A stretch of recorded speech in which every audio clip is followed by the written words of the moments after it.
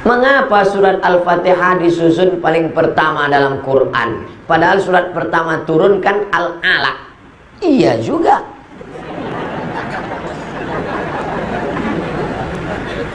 Di Medan ini kita kalau tanya jawab cerdas-cerdas pertanyaannya. Ustaz, saya pengen menikah, tapi istri tak mengasih. Oh, maksudnya yang kedua kali.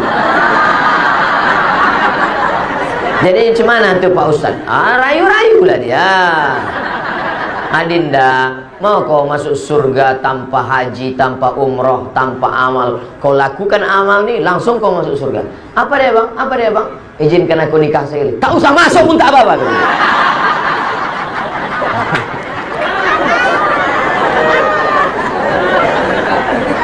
Itu dia tadi bukan nanya, dia mancing-mancing aja.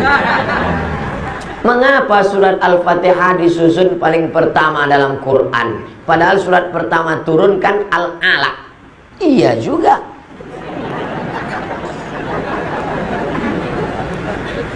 Di Medan ini kita kalau tanya jawab cerdas-cerdas pertanyaannya.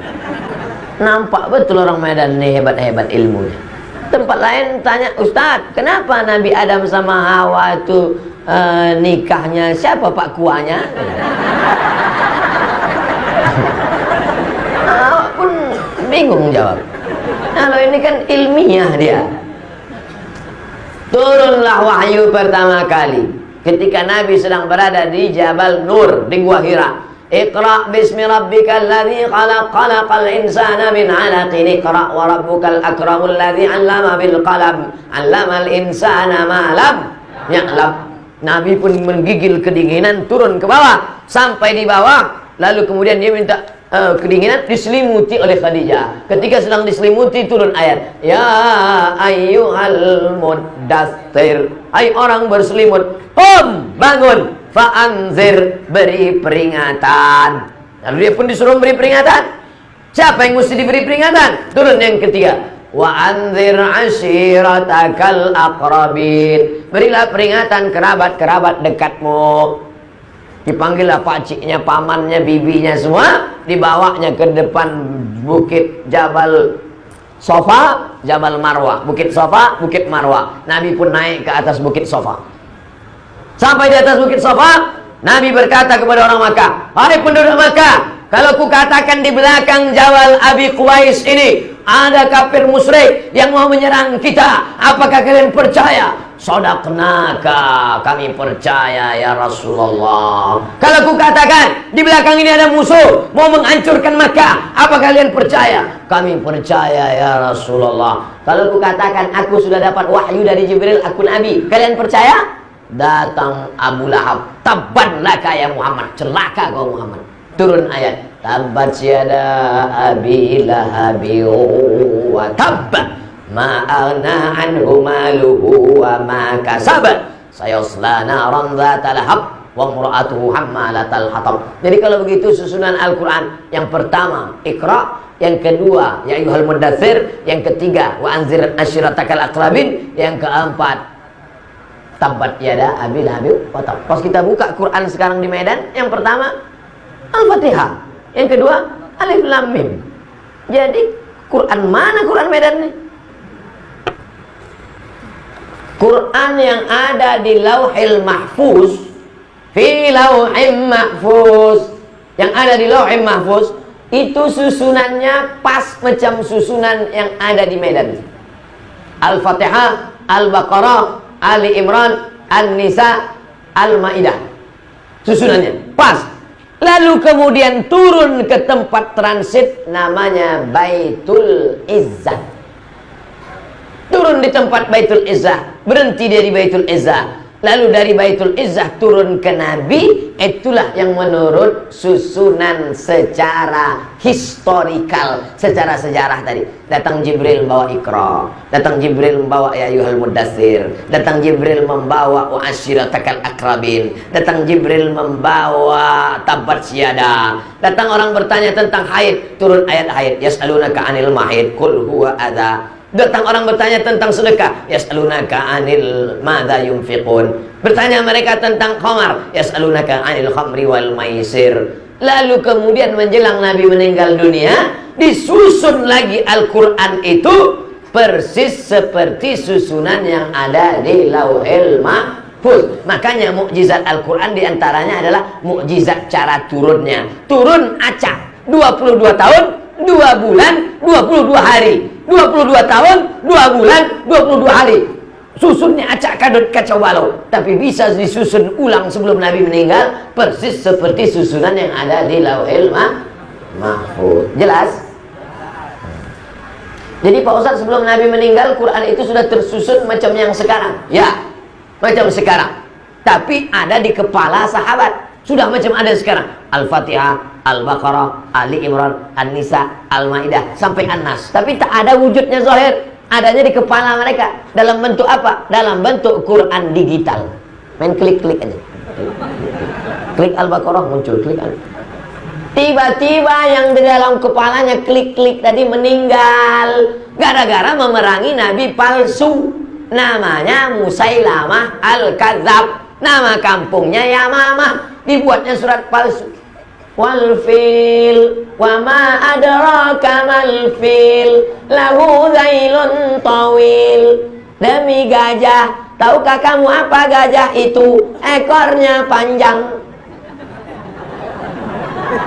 Datang Abu Bakar Siddiq, perang. Maka diperanginya lah si Nabi palsu tadi. Meninggal 70 orang penghafal Quran. Datanglah Umar bin Khattab menjumpai Abu Bakar. Wahai Abu Bakar, ya, ini Quran nampaknya harus kita bukukan jadi satu buku. Karena Quran yang ada di kepala tadi udah banyak penghafalnya yang meninggal.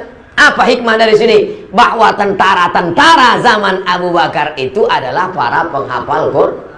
Makanya anak-anak kita ini mesti hafal Quran. Nanti dia jadi tentara hafal Quran. Dia jadi polisi, kapolres hafal Quran. Dia jadi kapolri hafal Quran. Dia yang akan memperjuangkan Al-Quran. Takbir. Nah, lalu kemudian setelah itu kata Abu Bakar, aku tak mau membukukan Quran karena Nabi tak pernah menyuruh, Nabi tak pernah membuat. Maka kalau tak dibuat Nabi adalah bid'ah, wa kullu bid'atin dhalalah wa kullu dhalalatin finnar. Kata Umar, ini kalau tak kita buat nanti penghafal sudah banyak meninggal. Ada manfaatnya. Akhirnya Allah membukakan pintu hati Abu Bakar. Lalu ditusunlah tim. Diambillah Quran-Quran yang tertulis di pelepah korma, di tulang onta, di batu lepes. Akhirnya jadilah satu Quran tertulis. Tapi sudah ada di kepala para sahabat mutawatir. Kalau satu orang gharib, kalau dua orang aziz, kalau tiga orang masyhur. Tapi kalau menghafal banyak orang, hafalannya sama, namanya mutawatir. Besok katanya ada pengajian Ustaz Somad ya? Ya. Jadi ini udah mutawatir ini. Nah, itu artinya udah viral gitu maksudnya. Nama saya Fitri. Bolehkah saya ungkapkan perasaan saya kepada laki-laki? Bolehkah saya mengungkapkan perasaan saya kepada laki-laki yang saya cintai? Ya kalau jadi, kalau tak jadi. Tidak ada hubungan laki-laki dan perempuan. Itu mesti digarisbawahi. Tidak ada hubungan laki-laki dengan perempuan. Alah, kami sekantor aja Pak Ustadz, udah macam abang saya, udah macam adik saya, udah macam pakcik saya. Berawal dari macam, berakhir dengan macam-macam. Jadi kalau kalian suka pada perempuan, bukan kalian langsung ngomong sama dia, tapi kalian cari walinya. Begitu juga dengan kalian wahai perempuan, bukan kau langsung ngomong ke laki-laki itu, tapi ada wali. Wali itulah nanti ngomong. Apakah langsung Khadijah berkata kepada Nabi Muhammad SAW? Tidak. Pesan itu dipesankan. Bolehkah seorang wali mengatakan kepada laki-laki, aku ingin kau menjadi menantuku? Boleh. Boleh. Kenapa? Karena niat baik mesti disampaikan. Orang-orang baik. Ini banyaknya anak-anak muda yang laki-laki yang soleh-soleh, yang baik-baik. Kan kasihan kalau dia sampai nikah sama BCL, bini celaka. Mesti harus dapatnya juga yang baik-baik. Oleh sebab itu maka tidak ada hubungan laki-laki dengan perempuan. Kalian kalau suka, sampaikan kepada walinya. Wali perempuan itu ada 6. Wali perempuan ada 6. Ayah, kakek, abang, adik, abang ayah, adik ayah. Mereka ini yang bicara. Anakku, iya ya, itu ada orang bertamu di luar, mau menengok kau. Kalau dia setuju, diam. Karena dalam hadis dikatakan suku alamatur ridha. As-sukun alamatur ridha. Diamnya anak gadis itu tanda dia suka. Itu ada anak mau nikah sama diam, itu tanda suka. Anak gadis zaman dulu. Zaman sekarang mau jawab iya aja atau iya banget ya. Nah, begitu juga wali tadi. Nampaknya anak gadisnya itu selalu menengok video qori ada dari Medan. A'udzubillahi minasyaitonirrajim. Bismillahirrahmanirrahim. Tengoknya, oh nampaknya anakku ini suka sama qori ini. Didatanginya qori itu. Nah, besok kau datang ke rumahku ya. Kebetulan aku ada anak gadis, kau tengok dulu. Kalau kau suka kita lanjutkan. Tapi kalau kau tak suka jangan kau ceritakan orang lain. Kau pancung kepala kau nanti. Yalah pak, yalah pak. Datanglah anak lajang tadi. Tapi anak gadis itu tak tahu. Karena nanti bisa menimbulkan fitnah. Datang anak lajang itu, suruh anak gadis itu membawa air. Dibawakannya lah air. Pas dia bawa air itu kau tengok lah.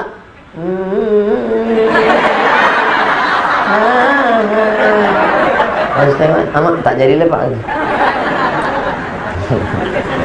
Jangan kau nikah karena cantiknya, karena cantik akan berubah. Jangan kau cinta nikah karena sukunya, karena tak ada suku yang paling mulia kecuali suku karena kesucian hati dan takut pada Allah. Jangan kau nikahi dia karena hartanya, hari ini kaya besok jadi miskin susah, miskin papa. Tapi kau nikahi dia karena la ilaha illallah Muhammadur Rasulullah.